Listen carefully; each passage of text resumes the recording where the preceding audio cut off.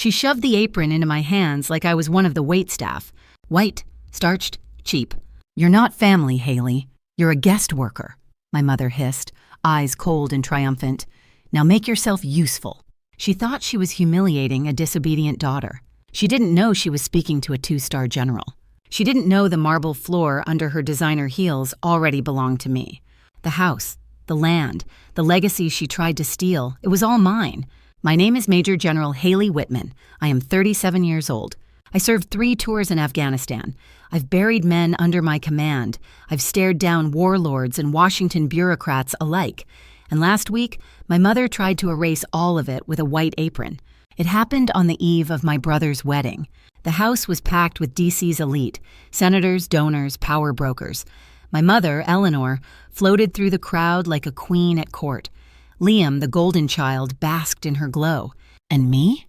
She handed me an apron. "Help the staff with the hors d'oeuvres," she said, loud enough for everyone to hear. "You're used to serving, after all." Polite chuckles. A senator's wife smirked behind her champagne flute.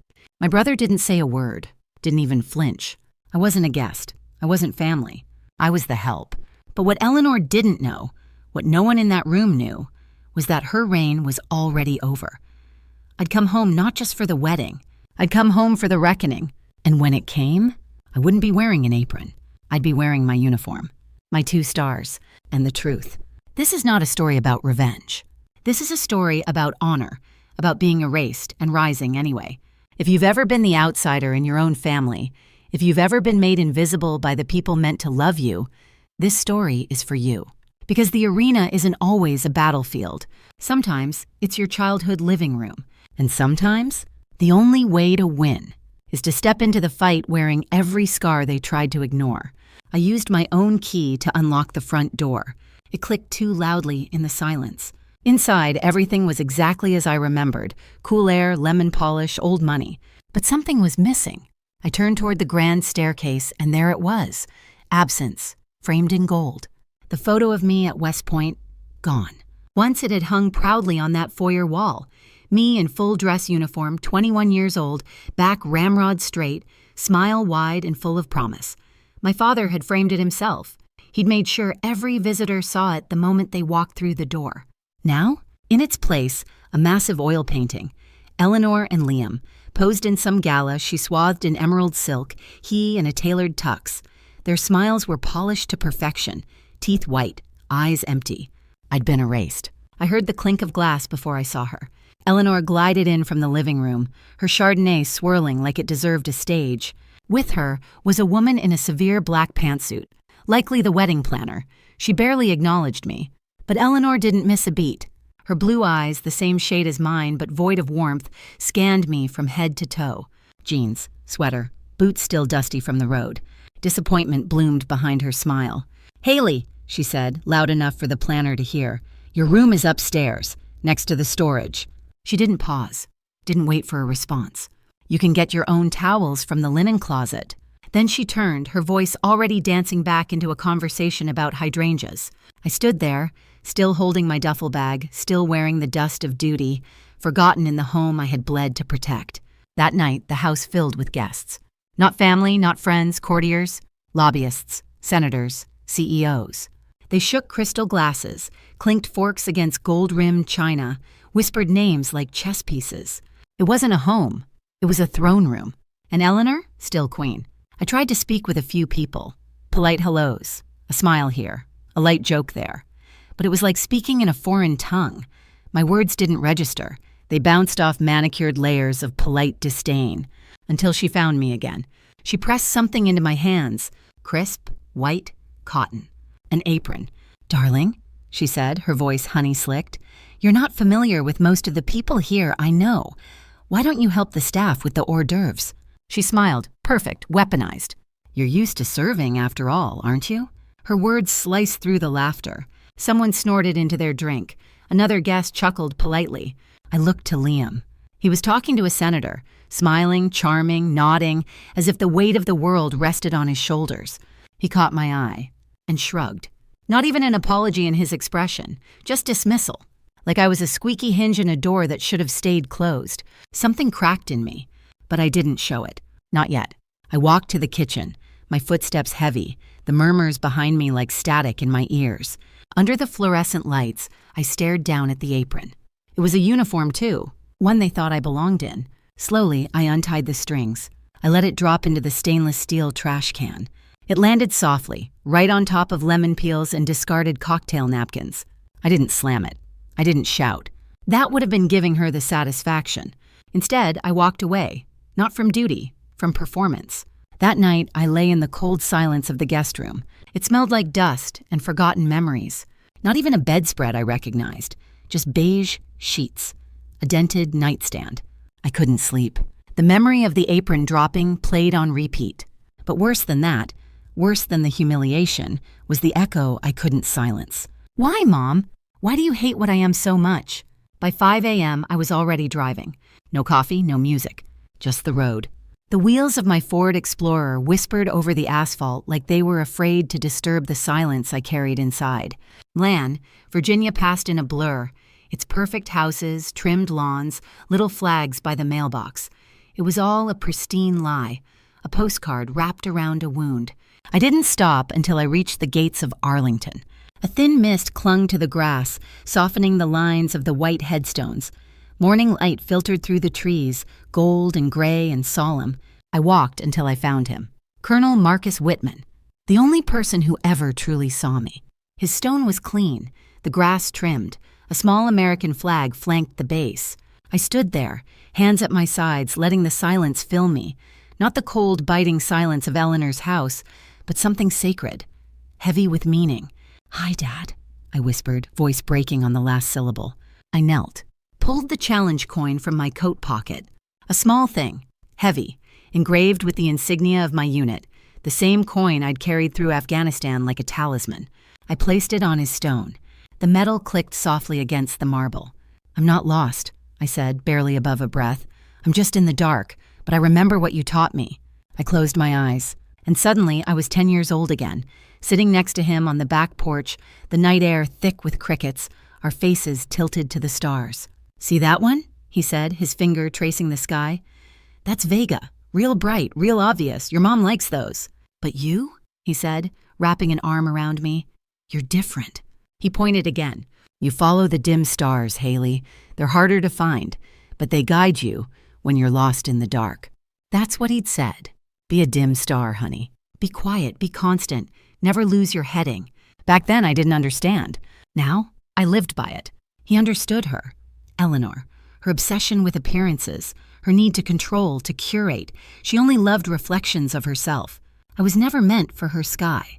But I was my father's daughter, and I had followed his constellation all the way to this grave. Memories hit me like waves. The day I got into West Point. I'd run home from the mailbox, envelope clutched like it was on fire. I could barely breathe from excitement. I'd never seen a packet that thick. It meant I'd made it. I showed Eleanor. She looked at the seal, at the name, then tossed it onto the dining table like it was junk mail. "You're ruining your life, Haley," she said. Cold, dismissive. No decent man from Milan wants a soldier. I stood there, still holding the dream she just called garbage. She didn't congratulate me. She didn't hug me. She pronounced sentence. That same week, Liam won some art contest, a drawing of a bridge in colored pencil. Eleanor threw a party. A tent in the backyard, caterers, string quartet, champagne for the adults, a literal ice sculpture. For a drawing, I watched from the window. Not invited, not welcome. But that night, my father knocked softly on my door. "Come on," he said, keys jingling in his hand. He didn't say where we were going.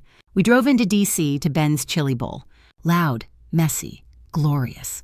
We sat at the counter and he ordered 2 chili half-smokes, piled high with everything. It was the best meal I ever had. Not because of the food, because of him. As I licked hot sauce off my fingers, he looked at me and said, "Don't let anyone tell you your dreams aren't worth celebrating." His voice was steady. Not ever. That was the only celebration I got. That moment, in a diner. While my mother hosted senators on a manicured lawn, I stood up now at his grave, my hand brushing over the cool marble. "Thank you," I said, the 2 words trembling in my throat. "You saw me." And that, being seen, was the thing Eleanor refused to give. Not then. Not ever. I left Arlington with my heart raw but my head clear. Driving home, I passed the familiar signs. Milan this way, DC that way. My GPS was silent. I didn't need it. I knew exactly where I was going, because I finally knew who I was. But just when I thought the hurt was behind me, a memory blindsided me again. Kandahar. Christmas Eve. I was holed up in a FOB, forward operating base, hours after an ambush. We'd lost a soldier, 19, a kid from Ohio. He had a photo of his high school sweetheart taped inside his helmet. I was bone-tired, grieving. My hands still smelled of cordite and blood. But I got a video call through. Miraculous, considering the signal. The screen flickered to life. Our family living room. Twinkling lights. Towering Christmas tree. Eleanor in her pearls. Liam in a cashmere sweater. They looked like a goddamn magazine ad. "Haley," Eleanor said, squinting at the screen. "Goodness, you look dreadful. Are you eating?"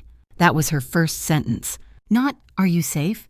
Not, "Are you okay?" Just that. Liam leaned in, grinning. "Sis, Mom just got me a BMW for my promotion." I couldn't answer. I couldn't breathe. Not when one of my men was dead and their world was still so glittering, so untouched. Suddenly, the siren went off. Incoming rockets. I had seconds. "I have to go," I said. The last thing I heard? Eleanor's voice turning to Liam, casual as ever. "Come on, let's pick out your outfit for the golf club party." The screen went black, and I was back in a war zone. Alone. Forgotten. That memory still burns. Still sings in the scars under my skin. They'd been clinking glasses. I'd been dodging mortars. They had no idea who I was, and they never cared to learn. The morning after my visit to Arlington, I returned to the house. This time, I didn't knock. I walked in like I belonged, because legally, I did. But the air felt different now. Heavier, almost surgical in its coldness. No one acknowledged me. Not Eleanor, not Liam, not even the house itself. I passed the foyer and the oil painting again. The smiles on their faces now looked grotesque, hollow. I moved like a shadow, slipping between rooms filled with polished furniture and fake conversations. The wedding machine was in full motion. Planners, florists, caterers, everyone orbiting Eleanor like she was the sun. And I? Still the ghost, invisibly present, unacknowledged, until I wasn't. It began with the whispers, tiny flickers of attention, a turn of the head, a subtle smirk. At first, I thought I was imagining it. Then I heard it. Dishonorably discharged, I think. "She's unstable, PTSD probably." Someone leaned in too close to whisper. Eleanor told me she's under some kind of administrative probation. I stood perfectly still behind a half-open doorway, listening as 3 women from some charity board picked apart my reputation, like birds tearing flesh. None of it was true, but all of it was spreading. And Eleanor? She was feeding the fire. She didn't need to raise her voice, just a tilt of the head, a sigh, a look of pained concern. "She's been through so much," she'd say. "We're trying to support her." Translation, "She's broken. Don't trust her." I wanted to scream, but I didn't. Instead, I watched. I listened. Every backhanded comment, every half-smile loaded with judgment, every dig about my clothes, my career, my distance from the family. I recorded it all, not with a device, yet, but with the same precision I used in tactical debriefs. Eleanor didn't know it yet, but she had made her fatal mistake. She'd underestimated me. Again. That night, I sat alone at a Starbucks, just off DuPont Circle. The noise was comforting. Students talking, espresso machines hissing, chairs scraping against tile. I opened my laptop. My inbox was full. Pentagon memos, security briefings, an invite to a NATO panel. Work that mattered. Work that saved lives. But none of it touched the pain I carried. None of it could overwrite the image of Eleanor handing me an apron. I stared at the screen. And that's when it arrived. Subject line, coffee. Sender, Ava Russo. The name hit me like a stun grenade. Liam's fiancée. We'd barely spoken.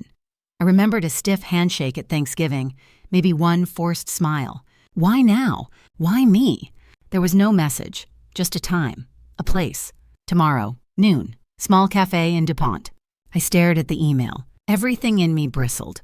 Was this another setup? But something about the brevity, the directness, it didn't feel like Eleanor. This was military. Clean, precise.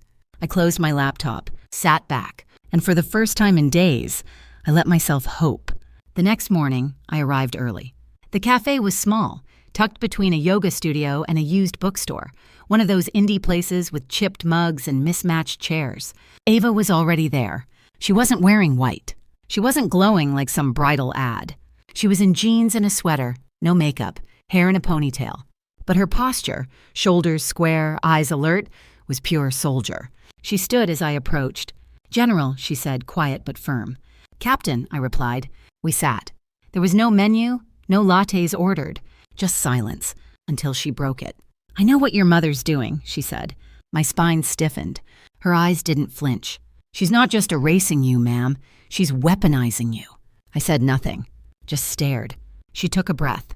"1 year ago, Liam started bragging about his family, the mansion, the connections, but something didn't sit right, so I ran a routine check, professional vetting." Her voice lowered. "I found your record." I blinked. She continued, "You pulled my unit out of Arghandab Valley, Kandahar. We were pinned. I was a second lieutenant then. You rerouted a QRF and personally coordinated the extraction." The world narrowed. I remembered the firefight, but not her face. To her, it was the day she lived. To me, it was Tuesday. But now, she was here, looking at me like I was more than a headline, more than Eleanor's caricature. "You saved my life," she said, voice shaking, "so I want to return the favor." She slid a piece of paper across the table, a name, an address. "Dr. Maya Singh," she said, "retired now, but she knows your mother, old friend of the family, also a former DIA strategist." Ava looked me dead in the eyes. "She's ready to help, and so am I.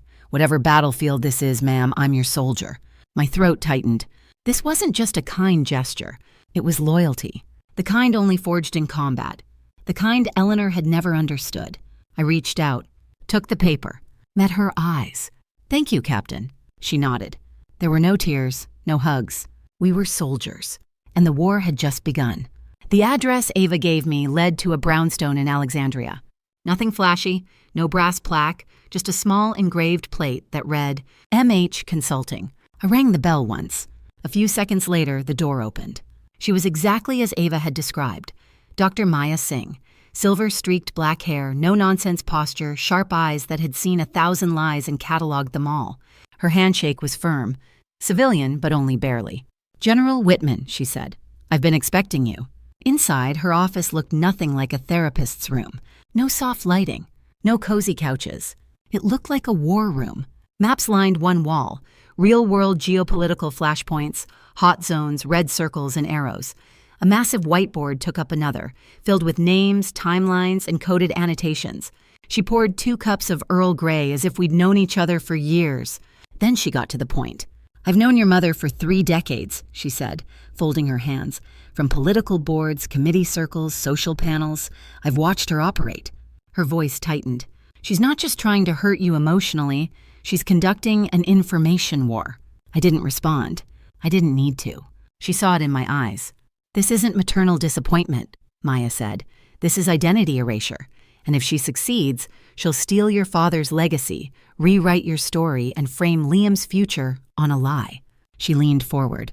"But I've fought people like her before." Then, softly but with unshakable force, "And we're going to fight back, with precision and truth." She reached into a desk drawer, placed 2 objects on the polished wood, a sleek black USB drive, and a lipstick-sized digital voice recorder. "Record everything," she said. "Every interaction, every conversation. We'll document her tactics. We'll build a case. A case.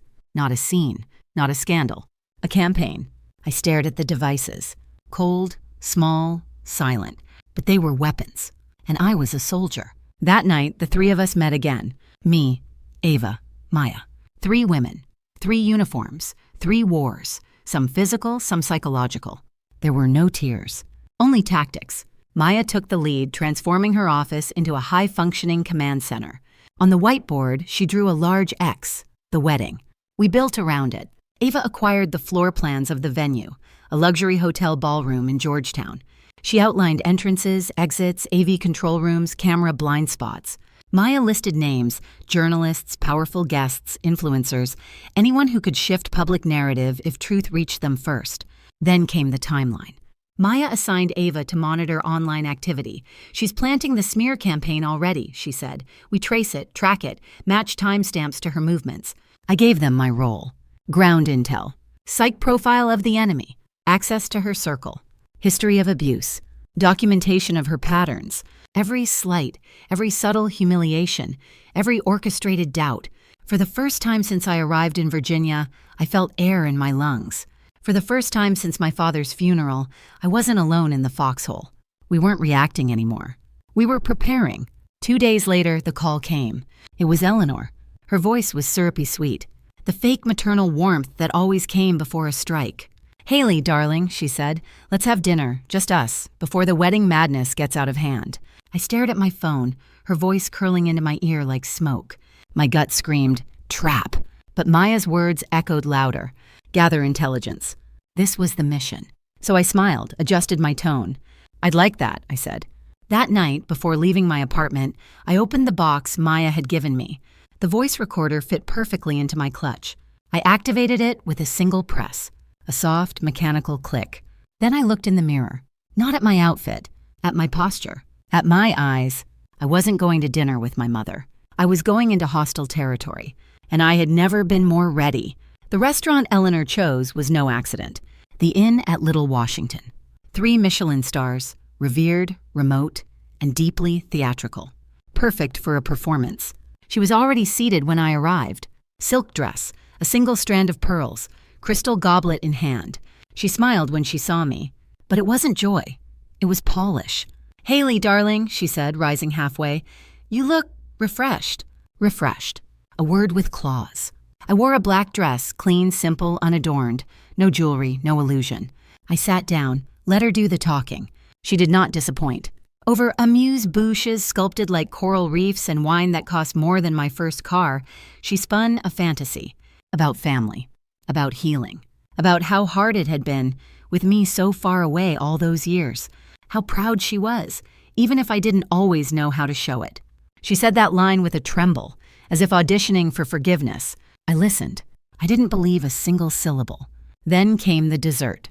7 layers of coconut cake, glazed in syrup like it was wearing armor. And with it, the folder, neatly clipped. No label. She placed it beside my plate like it was part of the presentation.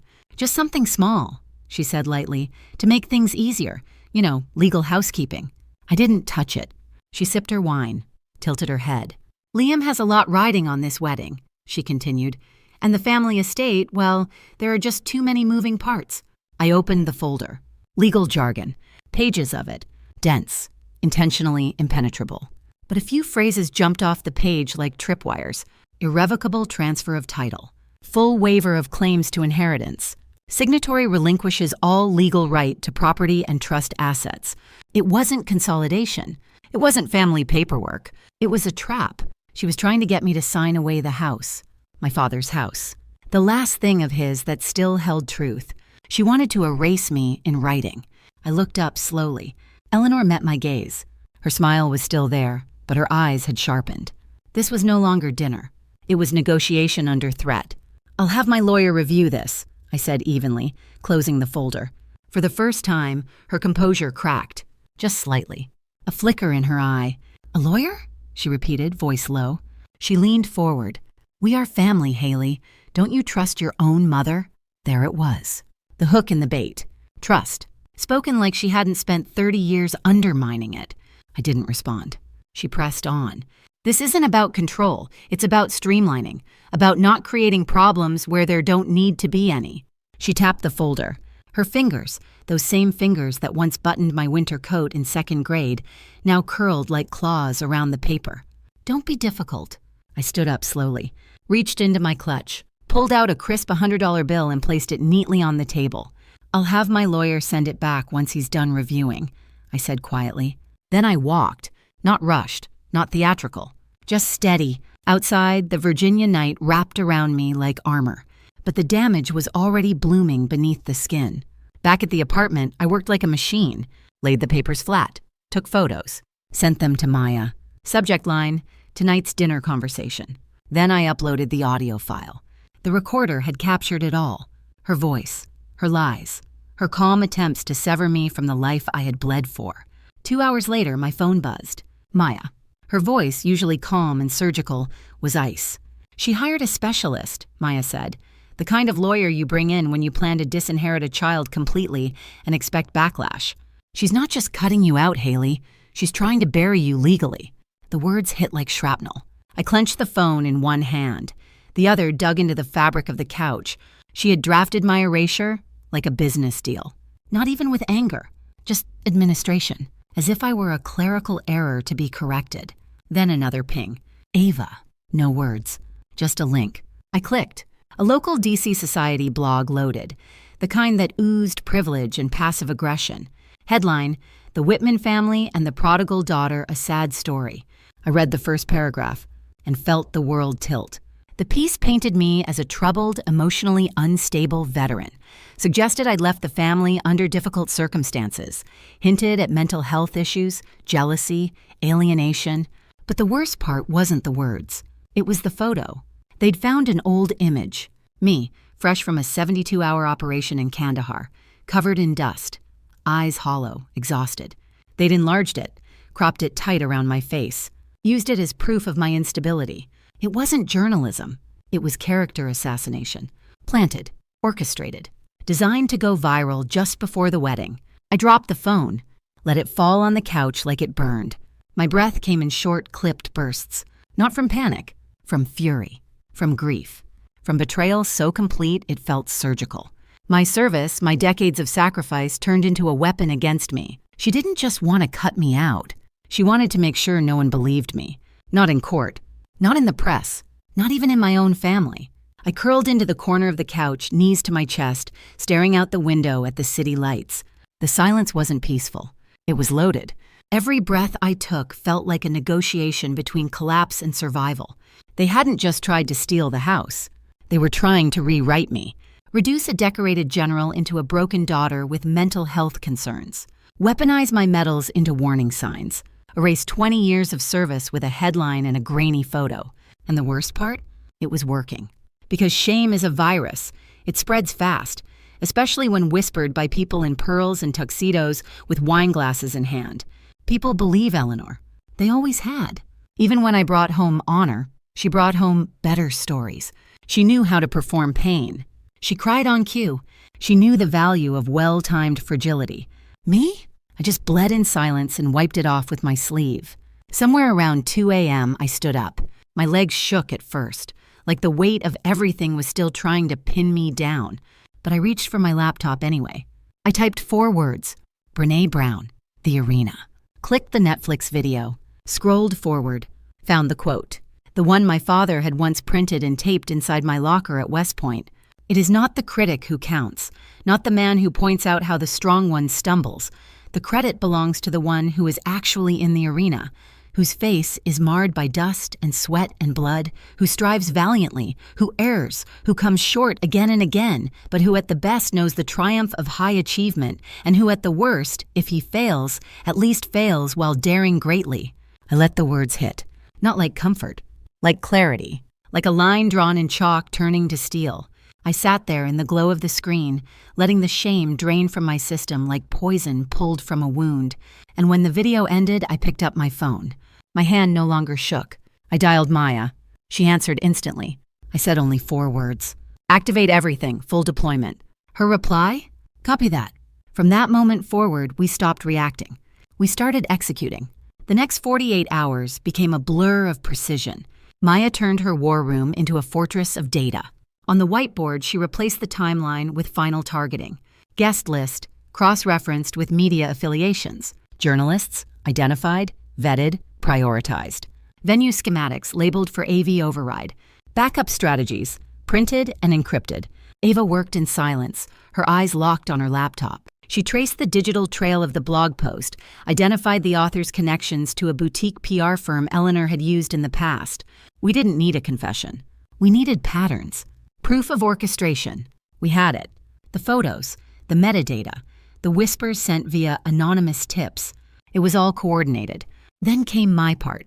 I contacted General Alistair Vance, my mentor, my commanding officer. Now a 4-star. He didn't ask for context. I gave him a report, straight and clean. He gave me what I needed.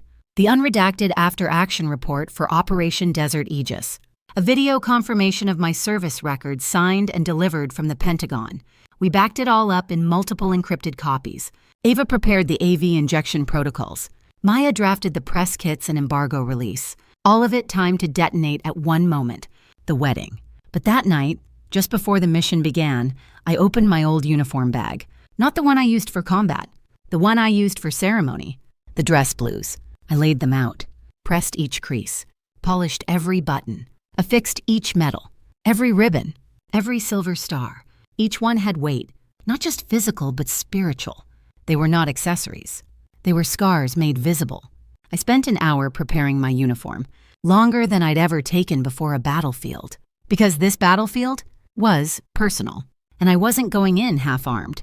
By dawn, I stood in front of the mirror, full dress uniform, hair pulled back straight, eyes forward. It didn't feel like vengeance. It felt like truth. I wasn't dressing for war.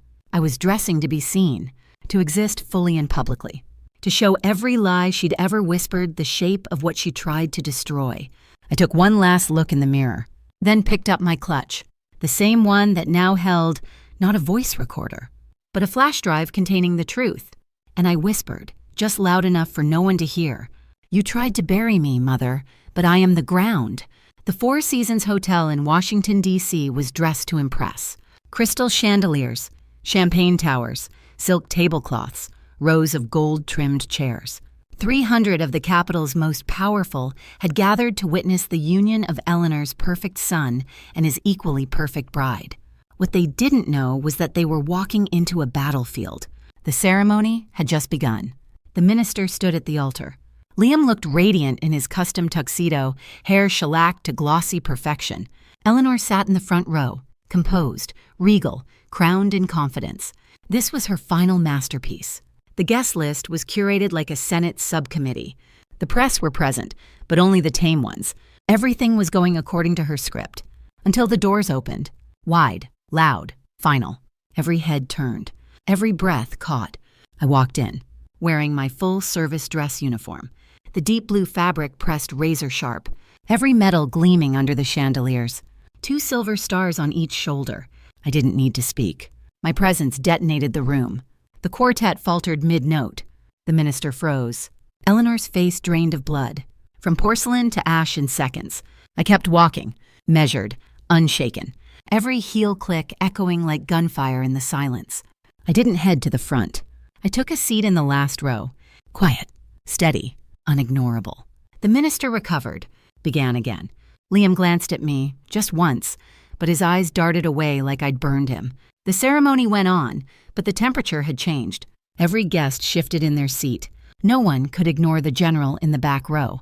Then came the moment. The minister spoke the familiar words. If anyone has reason that these two should not be joined, a pause, silence. He looked around, unsure if he should continue, but no one spoke. Not yet. The minister turned to the bride and groom. It was time for family remarks. Eleanor rose from her chair. She had a note card in hand. She had rehearsed this speech in her mirror for weeks, but she didn't make it to the microphone because someone beat her to it. Ava. She stepped forward, graceful, poised, radiant in her white gown. But her face? It wasn't smiling.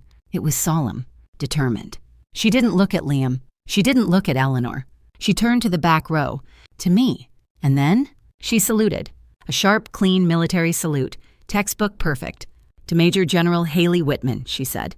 The entire room gasped. And just like that, everything cracked. Ava's voice rang through the microphone, strong and unwavering. The woman sitting in the back row is not just my future sister-in-law. She is a decorated war hero. She led a unit in Kandahar. She pulled me and 5 other soldiers out of a kill zone during Operation Desert Aegis. She saved my life. Whispers surged through the crowd like a shockwave. Cameras came up. Phones started recording. And that was the cue. Behind the altar, the projector screen flickered. The monogram of Liam and Ava disappeared, replaced by the unredacted military report. Operation Desert Aegis. Lead Commander, Major General Haley M. Whitman. Silver Star citation. Commendation by Pentagon Command. Then came the photos. Haley in uniform. Haley with her unit. Haley receiving the Silver Star. The real story. Ava stepped back, but the screen wasn't done. Next came the video. General Alistair Vance appeared on screen. 4-star, respected, absolute authority. This message serves to confirm the full and honorable record of Major General Haley Whitman, he began. He detailed my service, my awards, my injuries, my leadership. There was no ambiguity, only truth, undeniable, public, final. At the exact same moment, journalists' phones began to buzz. Maya had pulled the trigger. The press kit hit inboxes. Photos, audio, documents, timelines. The smear campaign Eleanor had orchestrated, exposed. The blog post, traced back to her PR firm. The folder she tried to have me sign, leaked, analyzed, condemned. Every lie, every manipulation, shattered. In front of everyone. Then came the scream. Raw, ragged, animal. Eleanor stood frozen, her mouth twisted into something between fury and collapse. "Stop this!" she shrieked. "This is lies! All of it, lies!" She lunged toward the projector. A security guard instinctively moved. Liam tried to stop her. She shoved him, tried to tear the laptop from the tech booth. But it was too late. The entire room had seen. And they didn't believe her. They believed me. One person began to clap, then another. And then the room exploded. A standing ovation. Not for the bride, not for the groom, not for the woman in pearls, but for the ghost in the last row, for the soldier, for the survivor, for the daughter they tried to erase. I didn't stand. I didn't wave. I didn't bow. I just sat there, back straight, chin high, eyes forward, as the room clapped for something Eleanor had spent a lifetime pretending didn't exist. Me. I was the storm now. The ovation rolled through the ballroom like thunder, shaking the foundations of every lie that had been told in that house, that marriage, that family. I caught Liam's eyes. For a moment, I thought I saw something crack in him. Shame, maybe, or confusion.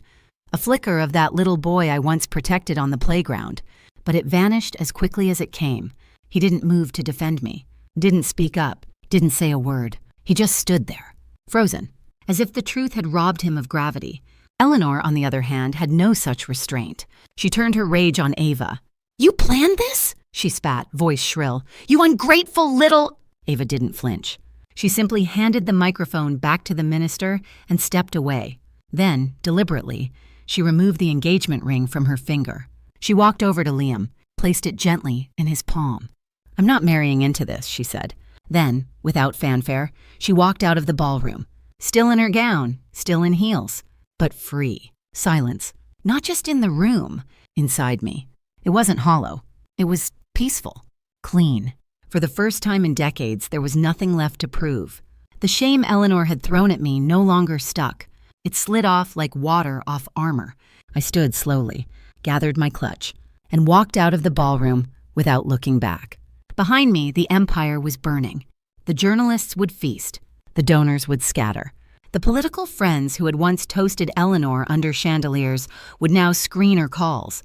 Because in D.C., reputation is currency, and hers had just defaulted. She had built a kingdom on illusion, and I had shattered it with the truth.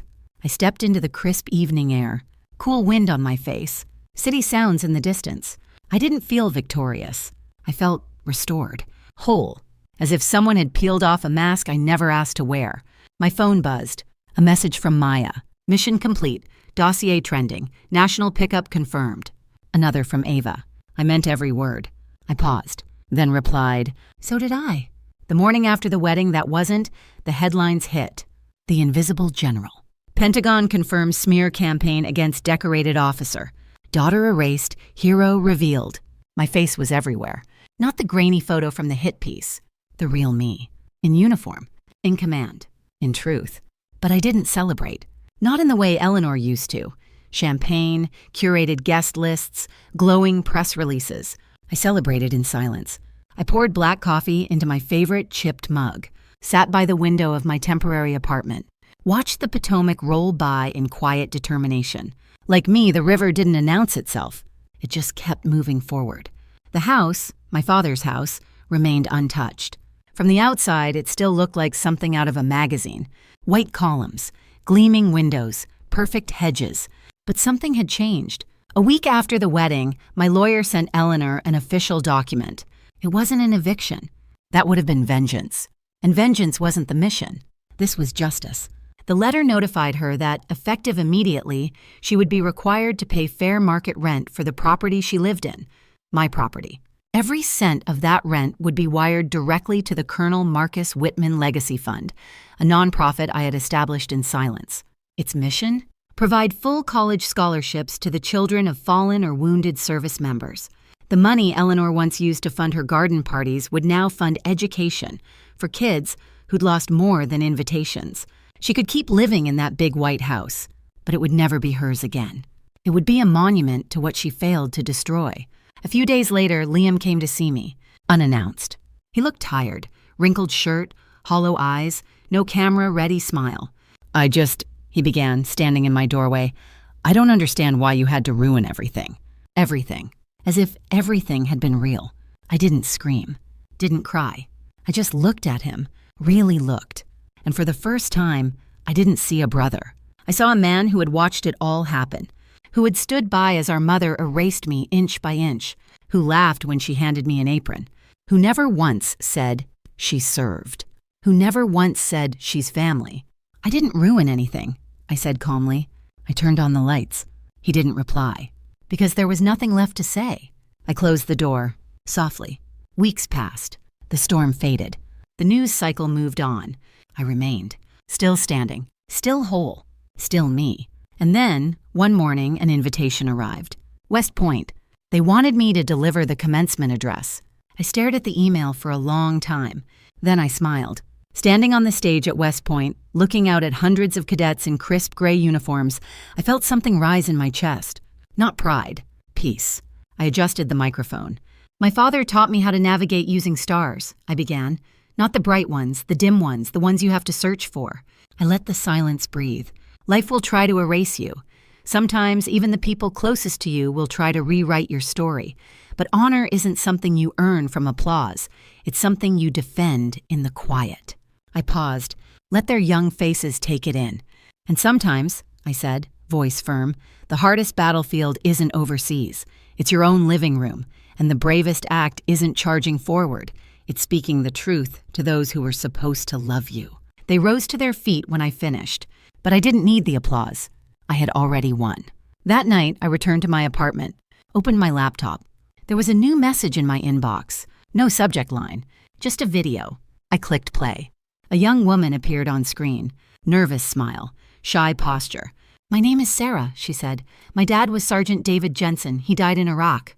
She looked down, then back up. I just wanted to say, thank you. Because of the Whitman Legacy Fund, I'm the first person in my family to go to college. She held up her student ID. I'm studying political science, she said, voice cracking, because I want to change the world the way my dad believed he was. She wiped her eyes. Whoever you are, thank you for seeing me, for helping me be more than a memory. The video ended. I sat still for a long time. Tears slipped down my cheeks, not from pain, from release, from knowing I had become what my father asked me to be. Not the brightest star, but the one that guides others. I opened a blank document. Typed the first line. They say home is where the heart is, but sometimes you have to leave home to find your heart again. This is my story. But if you've ever been erased, if you've ever stood alone in your own arena, then maybe it's your story too. And if it is, you're not alone anymore.